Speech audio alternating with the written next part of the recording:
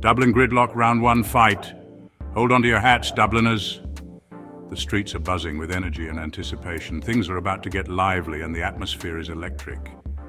This Saturday, a right kerfuffle is kicking off outside Brown Thomas, one of Dublin's most iconic shopping destinations. Why, you ask? It's all about the Dublin traffic plan, my dears. A plan that's causing quite the stir among the locals. And let me tell you, opinions are as divided as a bag of Tayto after a family party. Some are all for it, while others are vehemently against it. On one side, we've got the Dublin Commuter Coalition and Irish Doctors for the Environment. These groups are passionate and vocal. They're waving their placards and chanting slogans about cleaner air and fewer traffic jams. Their message is clear. They want a healthier, more sustainable city. Think of them as the eco-warriors, fighting for a greener, more breathable Dublin. They're determined to make a difference.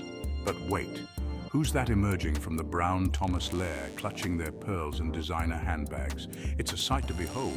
It's the Dublin Traders Alliance, and they are not best pleased with this whole traffic plan business. These business owners are worried about the impact on their livelihoods. They argue that the new traffic plan could drive away customers and hurt their businesses. Their concerns are valid and deeply felt. The debate is heated, with both sides passionately defending their positions. It's a clash of ideals and interests. As the city watches, the outcome of this protest could shape the future of Dublin's streets. Will it be a victory for the eco-warriors or the traders? Only time will tell.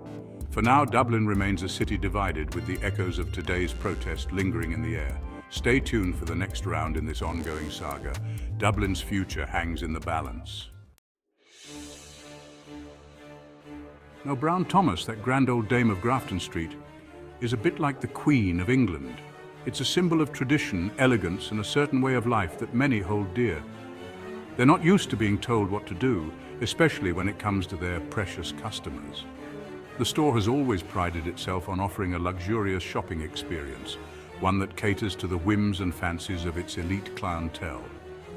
The Dublin Traders Alliance, with Brown Thomas as their fearless leader, are worried that all this talk of pedestrianising streets and banning cars will scare away shoppers. They argue that convenience is key, and without the ability to park right outside, their business will suffer. How will people buy our lovely things if they can't park their Range Rovers right outside?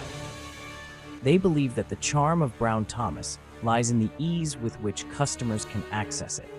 Well, I've got news for them. The world is changing, and so are shopping habits. People managed to shop before cars were invented, and they thrived in bustling marketplaces where the only traffic was foot traffic. And they can do it again. Embracing pedestrian-friendly streets could bring a new vibrancy to the area, attracting not just shoppers but also tourists and locals looking for a pleasant place to stroll and explore. But wait, the Traders Alliance aren't giving up without a fight. They've even commissioned a fancy report to prove their point. Problem is, this report's about as convincing as a Jedward ballad. This wouldn't even pass as an undergraduate dissertation. Ouch, that's gotta hurt.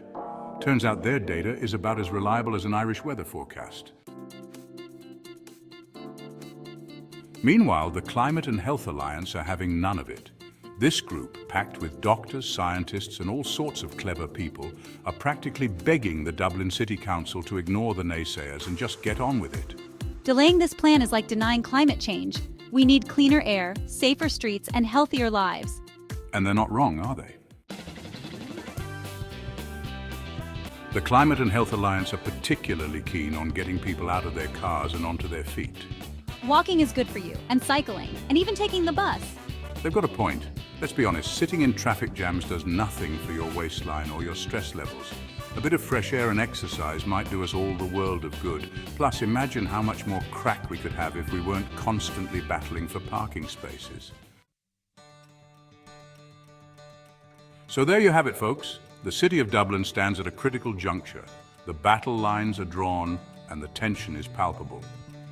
On one side, we have the forces of progress, fighting for a cleaner, healthier, and frankly more pleasant Dublin. These are the people who envision a city with less pollution, more green spaces, and a better quality of life for everyone.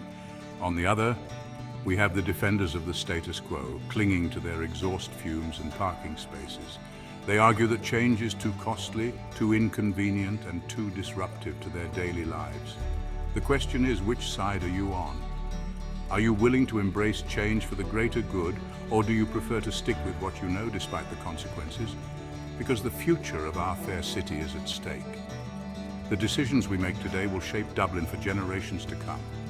It's time to put down the car keys, lace up those walking shoes, and tell the Dublin City Council to get a move on. Let's make our voices heard and demand a healthier, more sustainable future for Dublin. Thank you for watching, like and subscribe. Until the next video.